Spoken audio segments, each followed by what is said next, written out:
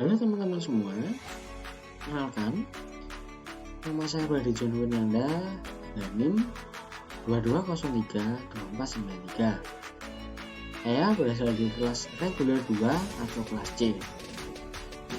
Saya merupakan mahasiswa dari D3 Fakultas Medis dan Informasi Kesehatan dari Sekolah Tinggi Ilmu Administrasi Malang. Di sini saya akan menjelaskan tentang anatomi indera pengecap atau yang biasanya dikenal dengan sebutan lidah, dengan dosen mengampu Bapak Henry Dudiharto Eskep NS MPD. Selanjutnya saya akan menjelaskan tentang lidah. Lidah, lingual atau glossal atau tongue merupakan organ muskular yang permukaannya tertutup mukosa, melekat pada otot dasar mulut, mandibula hyoid, dan sebagian besar di oropins. Secara garis besar, lidah dapat dibagi menjadi dua bagian. Yang pertama ada 2/3 depan yang disebut dengan apex, 1/3 belakang yang disebut dengan dorsum. Lidah secara anatomi terbagi menjadi dua bagian, yaitu yang pertama ada apex linguae atau ujung lidah, yang kedua corpus linguae atau badan lidah, yang ketiga ada radix linguae atau akar lidah. Selanjutnya adalah cara kerja lidah. Makan atau minuman yang masuk ke dalam mulut akan memberi rangsangan ke ujung-ujung saraf pengecap. Rangsangan dari makanan ini kemudian dimasukkan ke dalam otak. Dengan demikian, kita dapat mengecap atau merasakan makanan atau minuman tersebut. Selain sebagai indera pengecap, lidah juga berfungsi sebagai alat bicara dan pengatur letal makanan. Perpaduan gerakan lidah, bibir, langit-langit mulut, dan gigi menghasilkan berbagai macam bunyi. Lidah juga mengatur letak makanan pada saat sedang dikunyah. Selain itu juga, lidah akan mendorong makanan masuk ke dalam kerongkongan. Selanjutnya, pada permukaan atas atau punggung lidah terdapat banyak papilae, yaitu tonjolan atau bintik-bintik kecil yang memberikan tekstur lidah. Papila juga berisi ujung-ujung serabut saraf yang berfungsi menerima rangsangan pengecapan dan membuat permukaan lidah menjadi rata agar mudah membolak-balik makanan pada saat masuk di mulut. Selanjutnya ada struktur lidah.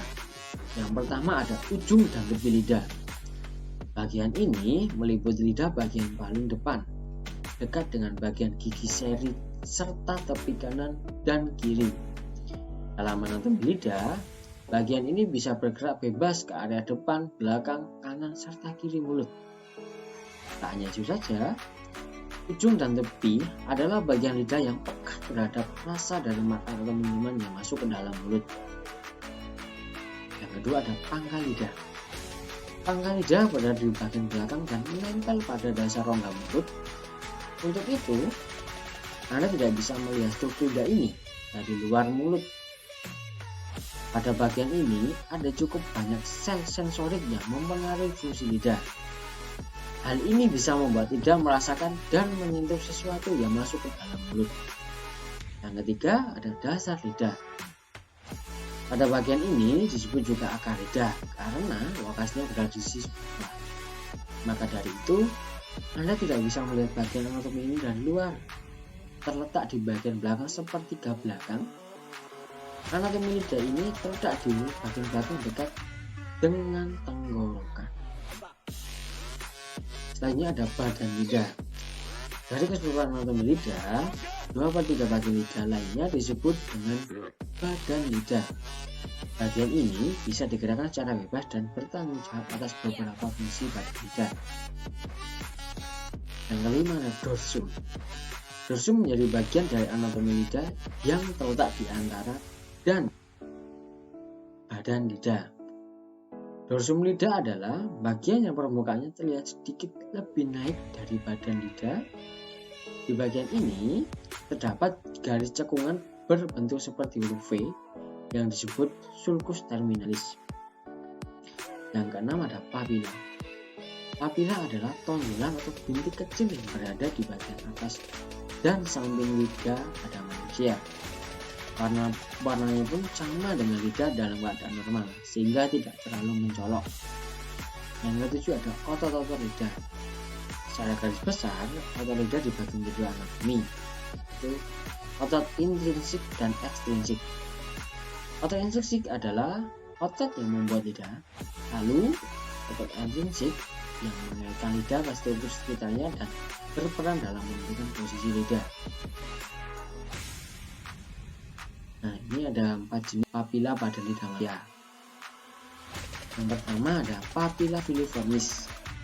Salah satu jenis papila yang paling banyak ditemukan di permukaan lidah adalah papila filiformis.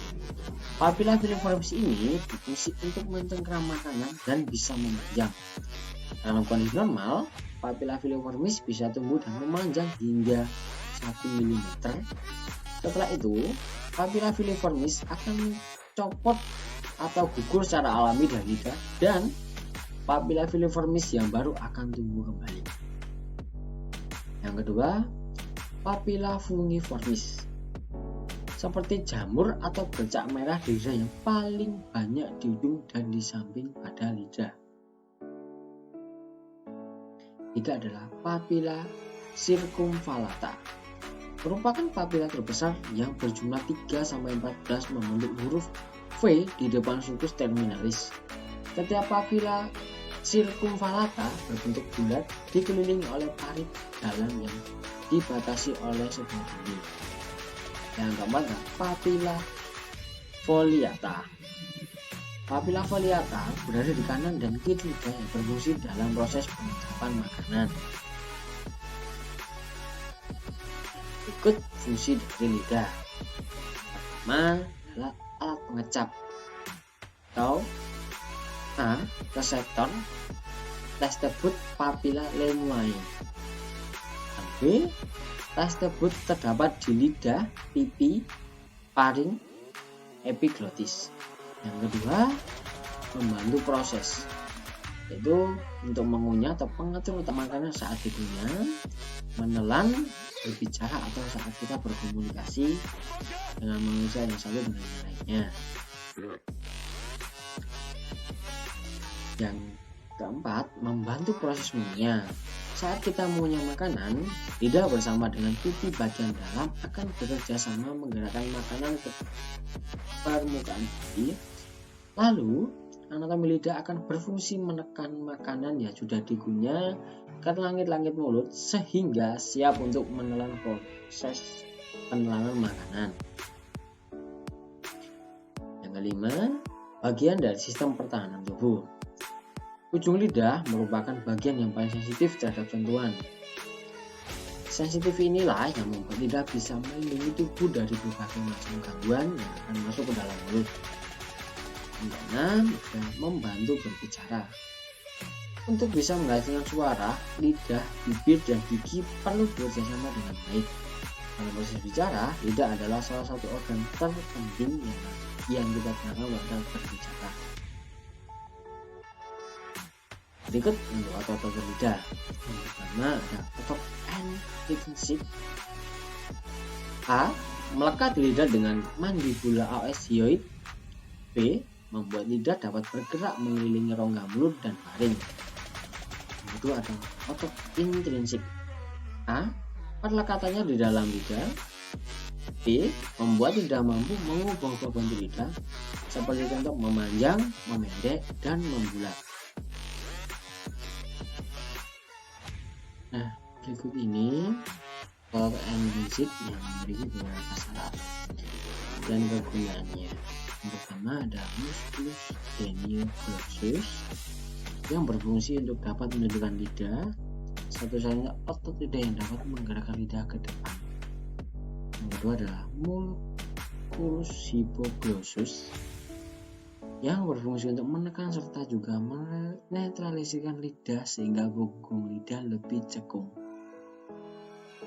C. Musculus styloglossus yang berfungsi untuk memanjangkan serta menarik lidah ke belakang. Otot ini membentuk sebuah lidah sehingga kita bisa mengulang makanan dengan mudah. Musculus palatoglossus yang berfungsi untuk mengangkat bagian posterior atau belakang lidah serta juga membantu proses inisiasi menelan.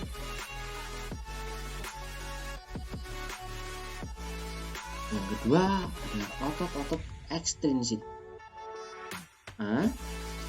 Musculus longitudinal superior berfungsi untuk retraksi atau melebarkan lidah, juga mengangkat serta menurunkan ujung lidah. Musculus longitudinal inferior berfungsi untuk retraksi, melebarkan lidah, juga mengangkat serta menurunkan ujung lidah. Musculus transversus linguae berfungsi untuk memanjangkan serta melebarkan lidah bersama dengan musculus verticalis linguae. Musculus verticalis linguae yang memiliki fungsi untuk melebarkan lidah bersama dengan musculus transversus linguae. Nah, di sini saraf lidah juga memiliki beberapa saraf. Yang pertama adalah saraf sensoris untuk mempersarafi. Yang pertama 2/3 anterior oleh N lingualis, 1/3 posterior oleh N glosopharynx dan vagus.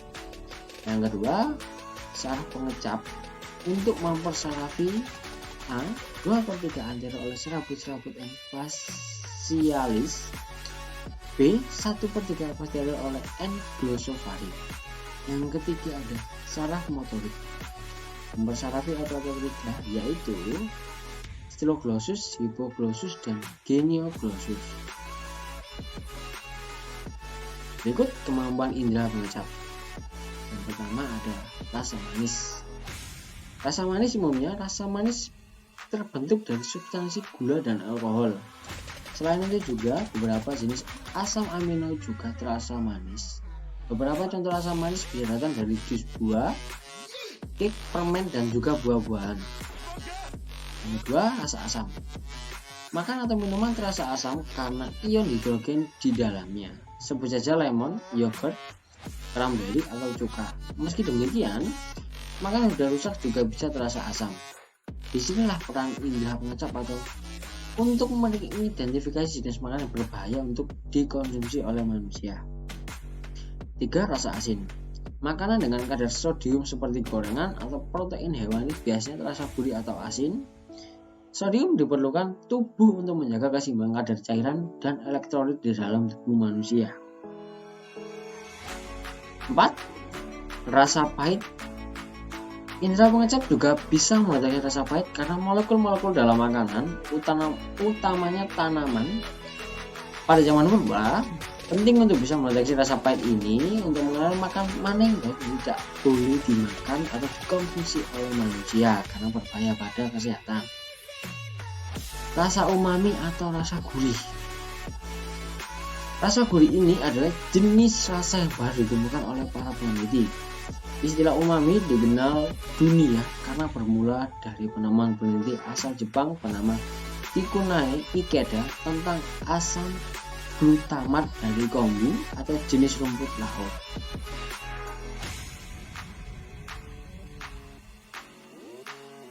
Yang ada padanya karena ada kandidiasis atau infeksi jamur atau sariawan sehingga mengakibatkan plak putih pada mukosa pada lidah. 2. Sindrom lidah berbulu. Lidah terlihat putih atau hitam karena pertumbuhan papila yang berlebih. 3. Makroglossia. Lidah membesar yang mempengaruhi kemampuan menelan dan bernafas. 4. Toilet. Lidah terikat yang bisa mengganggu gerakan seperti menelan dan bicara. 5. Kelumpuhan otot genioglossus. Lidah menjadi jatuh ke belakang dan menghalangi nafas. 6. Ada sindrom lidah bakar. Tergolong tidak berbahaya yang menyebabkan masalah saraf ringan. Yang ke-7, Leukoplakia oral atau bercak putih di lidah dan tidak bisa hilang yang bisa berkembang menjadi kanker pada mulut. Sekian presentasi video dari saya, mungkin bisa membantu teman-teman untuk pembelajaran. Sekian dari saya Freddy Janggunanda. Terima kasih.